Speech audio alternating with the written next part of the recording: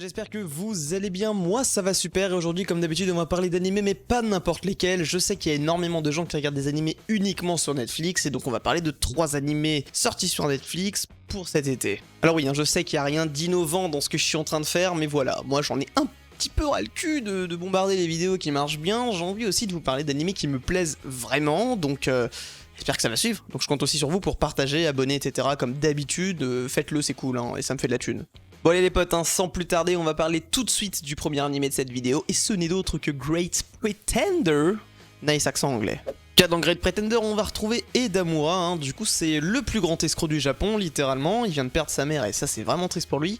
Mais bon, sur ce, comme vous le savez pour la majorité, il n'y a pas beaucoup d'escrocs au Japon. Bon après c'est à vous de voir si le statut de meilleur escroc est vraiment gratifiant ou pas. Un jour assez banal pour lui, il va essayer d'escroquer un français du nom de Laurent Thierry, et en fait il s'avère que ce mec là est un escroc, un plus gros poisson d'ailleurs, un escroc réputé mondialement. En tout cas notre héros va donc forcément, et vous vous en doutez, se faire prendre la main dans le sac, et va du coup se retrouver au chevet de Laurent Thierry, donc littéralement il va devoir faire des escroqueries pour lui et travailler pour lui. Et donc ce petit bonhomme qui nous vendait une boîte de tic tac à 12 balles va donc maintenant se retrouver dans la cour des grands à devoir vendre de la drogue, notamment à la mafia américaine. Et encore vendre de la drogue, ça c'est ce qu'on pourrait dire entre grands guillemets. Enfin bref, je vous en dis pas plus, ce serait vous spoil l'histoire principale, mais je vous assure que l'animé est vraiment insane. Personnellement, je l'ai pas terminé pour la simple et bonne raison que tout n'est pas encore sorti. Mais il y a juste à regarder l'animation de l'animé, c'est différent, on voit des choses nouvelles et ça fait plaisir. En tout cas, contrairement à ce que vous pourriez penser, l'animé n'a rien volé à personne. C'est sûr qu'on a eu déjà pas mal de choses qui ont été faites dans ce délire-là de l'escroquerie entre guillemets du personnage principal qui est pas forcément gentil. Mais en réalité, c'est vraiment bien pensé. Et là où on pourrait comparer l'animation de Kill la Kill entre guillemets à l'extrême du shonen, bah finalement Great Pretender c'est l'extrême de l'escroquerie, c'est-à-dire que tout est poussé très loin, donc au final il est très difficile de savoir ce qui va se passer réellement dans l'animé et comment ils vont arriver à leur fin pour littéralement en fait niquer les mecs quoi. En tout cas pour tous les mecs qui sont fans de seinen ou même d'animé juste comédie, je vous conseille d'aller voir Great Pretender. Le seul petit bémol de Great Pretender, je préfère en parler maintenant, c'est qu'il n'est pas encore dans le catalogue Netflix France parce qu'il est en train de sortir en ce moment au Japon et du coup il est seulement dans le catalogue Netflix US, donc n'hésitez pas à aller le voir, enfin voilà, moi j'ai rien dit, mais vous pouvez aller le voir. Bon allez, sans plus tarder les potes, on va passer au deuxième animé de cette vidéo. Donc on va parler de Japan Sinks 2020. Alors cet animé c'est un peu spécial parce que du coup c'est une adaptation d'un manga qui est La Submersion du Japon, qui est lui-même une adaptation du livre La Submersion du Japon, et du coup il y a eu un film, et donc maintenant on en est au temps d'aujourd'hui, et donc on en est à la série animée. Pour ce qui est de l'histoire originale du livre, ça se déroulait dans les années 70, et donc là ça a été adapté en animé dans les années 2020. Donc en fait,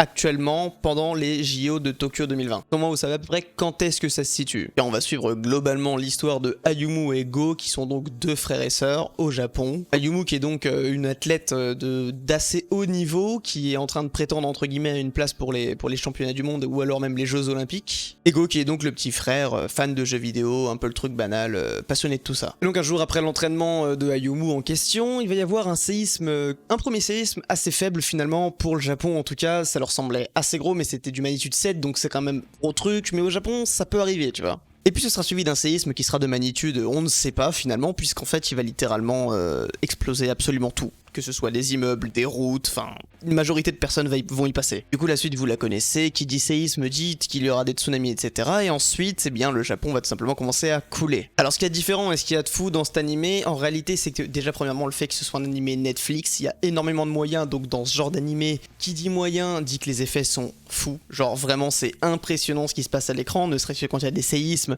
tout part dans tous les sens, il y a des effets, ils ont pas peur de mettre des explosions, qu'on voit les choses, quoi. Tu vois, d'habitude, en général, on a tendance à faire des gros plans ou des gros zooms ou même faire des scènes de nuit pour que ce soit moins compliqué à faire. Bah là en vrai ils ont un peu assumé ce qu'ils ont fait tu vois, et ça c'est vraiment cool. Ça sans vous parler de l'aspect aussi psychologique de l'animé, c'est assez dramatique parce qu'il y a beaucoup de décès, je veux dire ils vivent une partie de leur vie en voyant des proches mourir et même des inconnus, enfin une majorité du Japon qui décède finalement parce que le Japon coule littéralement et personne peut venir en aide. Ils vont mettre ça aussi avec tous les problèmes forcément géopolitiques etc. Enfin je ne veux pas vous spoil l'animé, c'est super intéressant, je vous le conseille. Si vous aimez les seinen ou le post-apocalyptique, c'est vraiment un animé super intéressant qui est certes un petit peu violent mais vraiment chouette à regarder. Bon et sans transition parce que je suis absolument con, on va simplement passer sur le dernier animé de cette vidéo.